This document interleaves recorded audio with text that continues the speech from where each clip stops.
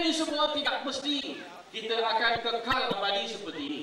Kita mesti terus wujudkan kebolehan kita untuk memberi kesejahteraan kepada rakyat. Oleh itu sangat penting bagi ketua-ketua cawangan dan ketua-ketua pilihan kita mengambil berat tentang tempat kita masing-masing. Oleh itu seorang menjaga 10 orang.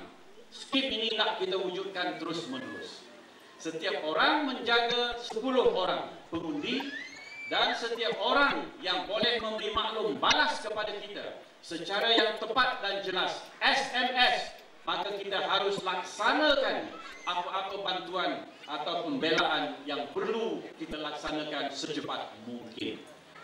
Saudara-saudari, tidak berapa lama lagi kita akan bina di samping atau dekat projek Universiti Melaya. Di sebelah sana Titi atau sebelum kita sampai ke kawasan Jakim di sana. 2 program besar, yaitu Pusat Penyelidikan Universiti Melaya yang sedang berjalan, dan kedua ialah Pusat bagi Penerangan dan juga Kementerian Penerangan Komunikasi dan Kebudayaan. Pusat itu akan memberi kemudahan untuk melatih anggota masyarakat kita sebagai mereka yang berkebolehan memberi penerangan, mereka yang berkesan dalam kebolehan menyampaikan ilmu agama, mereka yang boleh memberi kesan yang baik untuk orang tua, mereka yang boleh memberi kesan yang menyeluruh kepada orang India dan sebagainya. Jadi pusat itu akan kita jadikan pusat untuk seluruh negeri 9. Bagaimana nanti mereka membantu wakil rakyat, mereka yang membantu kampung-kampung harus tahu apa nak cakap kepada masyarakat.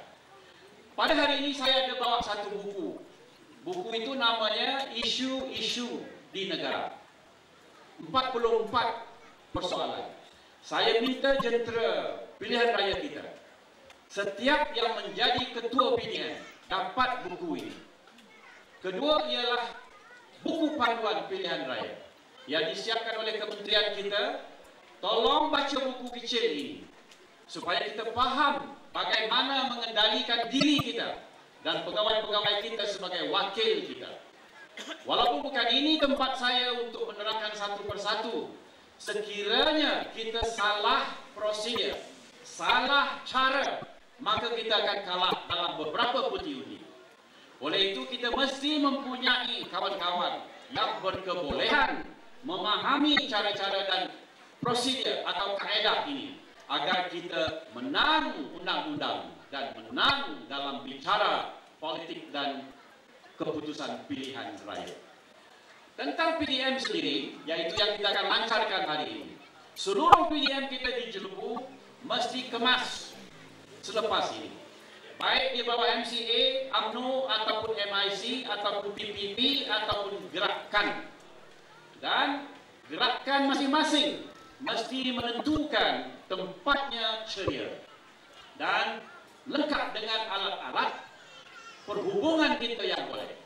Bermakna ada komputernya nanti di situ, ada printernya di situ, ada telefon bimbitnya yang boleh dihubungi, boleh hantar email ke ibu pejabat Kuala Kelawang, boleh menggunakan pandangan yang tepat berhubung dengan keadaan di kampung kita. Misalnya jenis kereta-kereta yang nak kita pakai semasa pilihan raya. Di kampung kita masing-masing kereta siapa? Bagaimana kita harus beri latihan kepada mereka supaya mereka boleh memberi khidmat sebelum Dewan Undangan Negeri dibubar, sebelum Dewan Parlimen dibubar, selepas Dewan Negeri dan Parlimen dibubar, semasa pilihan raya berjalan. Hak-hak kita dalam mengendalikan kempen kita dan kawalan kita terhadap orang-orang yang di bawah kawalan seorang dan 10 orang tadi. Ini bukan kursus bagi kita, tetapi hanya mengingatkan kita semula. Mereka yang menjadi musuh kepada kita ialah mereka yang tidak mengiktiraf apa kita sudah buat. Jadi tolong senaraikan apa bantuan kita sudah beri kepada rakyat yang kita kasihi.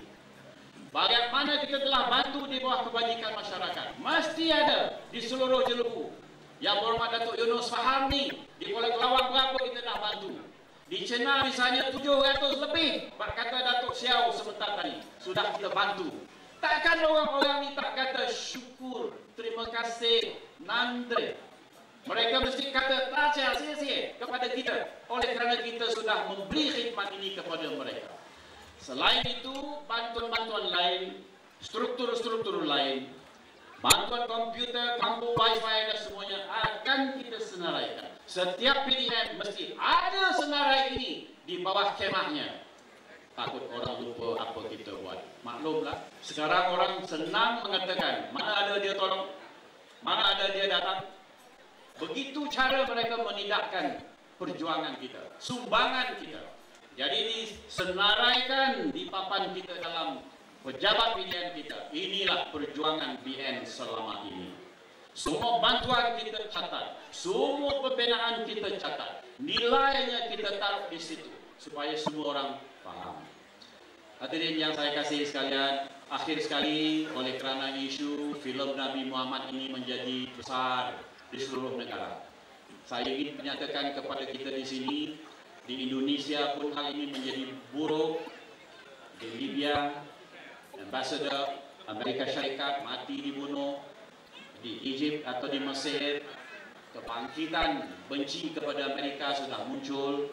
Amerika mengatakan bahawa the freedom of expression, katanya, tak boleh menyebabkan filem itu ditarik balik daripada Google ataupun YouTube. Cuba tuan-tuan fikir, hak kebebasan apa yang dia cakap?